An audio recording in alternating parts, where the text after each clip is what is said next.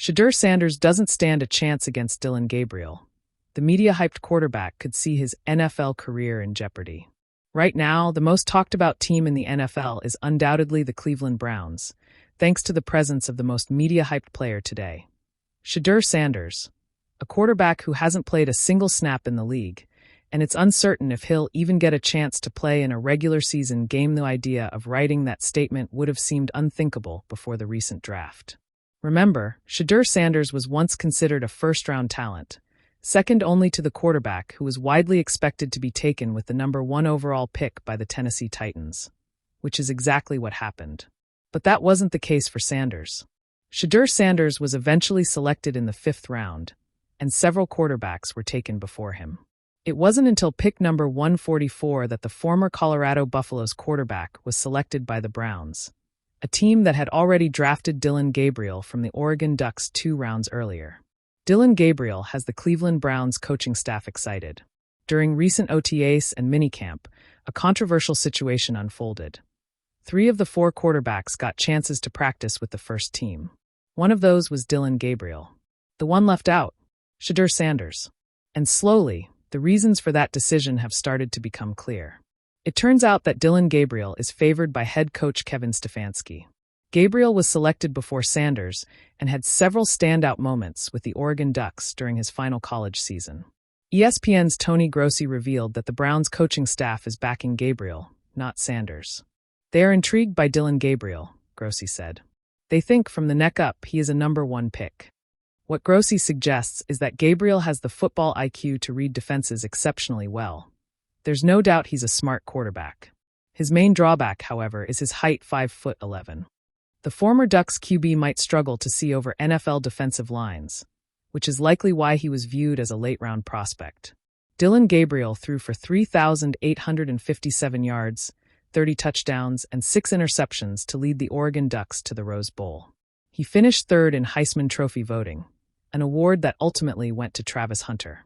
The orange and brown banners whipped in the late July breeze above the Cleveland Browns practice facility, but beneath that festive veneer, the quarterback competition was sharpening into something far less celebratory.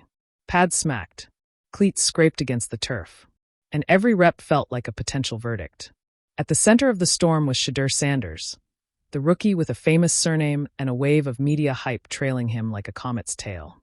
For months, headlines had painted him as Cleveland's future, the poised savior meant to drag the franchise from the muck of quarterback mediocrity. But as the first full week of training camp roared to life, a new reality was dawning on those watching closely. He doesn't stand a chance against Dillon Gabriel. Gabriel, the undersized dynamo out of Oklahoma, hadn't drawn half the attention when the Browns signed him as a developmental option. He didn't have a last name that filled stadium seats, nor did he bring an entourage of cameras tracking his every move. But what he lacked in hype, he made up for with ruthless efficiency and a fire that burned in every snap. During the morning session, Gabriel took the second-team offense and carved up the defense like he was back in a college bowl game. A quick read on a disguised zone blitz, a no-look shovel pass in traffic, a 25-yard laser threaded between 2 safeties. Each throw built momentum until the defense began barking at itself in frustration. On the sideline, Sanders watched, helmet in hand, jaw tightening. His turn would come. And when it did, he wanted to show that the hype was earned. But football is cruel to those who hesitate. Shedeur's first series started with promise, a clean drop back, a crisp 5-yard out to Amari Cooper. But then came the blitz look. Then came the stutter in his feet, the late hitch, the ball floating just enough for a linebacker to undercut the route. Picked. The defensive sideline exploded in celebration while Sanders jogged back, expression stoic, but eyes betraying the sting. Reporters scribbled in their notepads. Another misread, one whispered. Gabriel wouldn't have thrown that, said another. In the film room later, coaches dissected the reps. Stefanski, always even-keeled, pointed out progressions and footwork. But in the back of the room, an assistant muttered what no one wanted to say aloud. Gabriel's seeing the field faster. On the practice field the next day, the pattern repeated. Gabriel stepped in, dropped back, and fired a 40-yard dime that hit his receiver in stride despite tight man coverage. Sanders answered with an overthrown seam route, the ball sailing harmlessly over the receiver's hands and into the waiting arms of a safety. The contrast was stark, and insiders began leaking whispers. He's not processing the speed, one said. He might need a year on the bench, another suggested. But one voice cut deeper. If this keeps up, that kid's career might not even get off the ground. For Sanders, the pressure became a tangible weight. The media that once crowned him now dissected every step, every missed throw, every hesitation. Clips circulated on social media comparing Gabriel's quick release to Sanders' deliberate mechanics. Comment sections turned brutal, overhyped.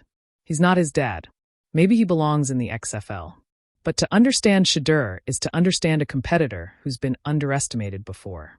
That evening, long after the veterans had left, he stayed on the field, working routes with backup receivers under the fading sunlight. Sweat dripped down his arms as he repeated footwork drills, again and again, whispering the progressions to himself like a mantra.